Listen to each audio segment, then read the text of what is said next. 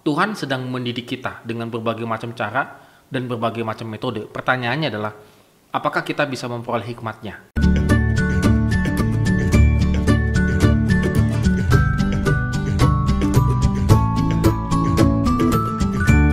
Shalom Good Readers, hari ini kita kembali merenungkan firman Tuhan dan kita bersyukur karena Tuhan begitu baik dalam kehidupan kita.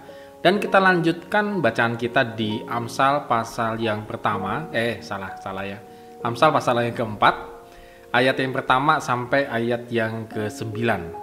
Jadi tetap semangat untuk membaca dan merenungkan firman Tuhan. Ya, konteks daripada Amsal pasal 4 ini adalah sebenarnya bagaimana seorang ayah mengajarkan hikmat kepada anaknya. Memang pertanyaannya adalah, sejak kapan sih seorang ayah itu mendidik anaknya tentang hikmat? Kalau kita melihat Amsal ini, maka kita bisa melihat di ayat yang ketiga, dikatakan sebagai anak yang lemah dan sebagai anak tunggal bagi ibuku.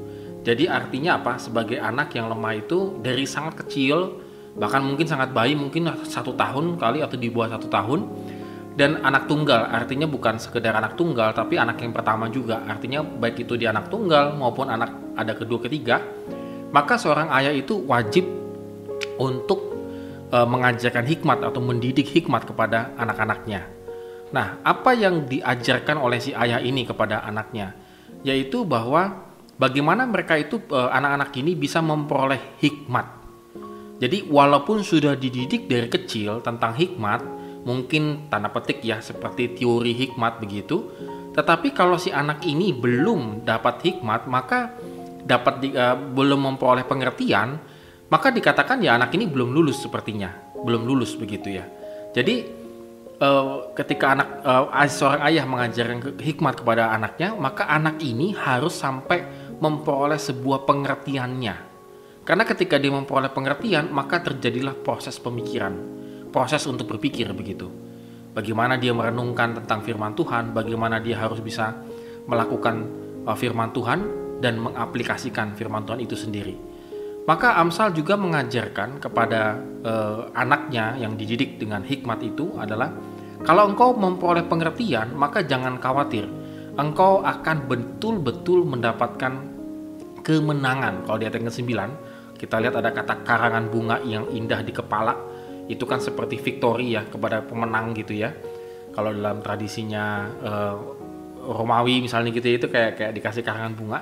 Itu kan seperti tanda kemenangan. Dan juga mahkota, artinya benar-benar engkau akan menimba hasilnya itu memang nanti. Tapi dalam proses didikan seorang ayah kepada anak, maka dia harus bisa memperoleh pengertian. Nah, good readers, bagaimana kita bisa memperoleh pengertian? Itu sangat sulit. Itu tidak mudah. Kita mungkin gampang sekali mengerti pelajaran-pelajaran pada umumnya gitu ya. Tetapi kalau hikmat nggak gampang. Tuhan sedang mendidik kita dengan berbagai macam cara dan berbagai macam metode. Pertanyaannya adalah, apakah kita bisa memperoleh hikmatnya? Amsal mengatakan kepada kita bahwa di ayat yang ke-8, junjunglah dia. Artinya kalau pengen memperoleh hikmat, kita harus meninggikan firman Tuhan. Kemudian kita juga harus benar-benar mengasihi firman Tuhan di ayat yang ke-6. Dan juga kita memelihara hikmat di ayat yang ke-6 juga. Jadi kita bagaimana bisa memperoleh hikmat Tuhan atau memperoleh pengertian, itu harus bergaul erat dengan firman Tuhan. Maka kita akan menemukan pengertian sendiri. Dan kalau kita sudah menemukan pengertian, maka disitulah kenikmatan daripada hikmat.